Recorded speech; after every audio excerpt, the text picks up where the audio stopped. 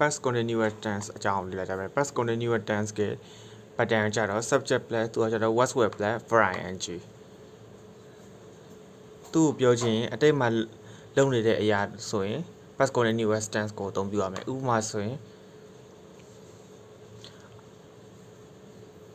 I was sleeping at 10 p.m. ည7:00 နာရီမှာကျွန်တော်အိပ်နေခဲ့တယ်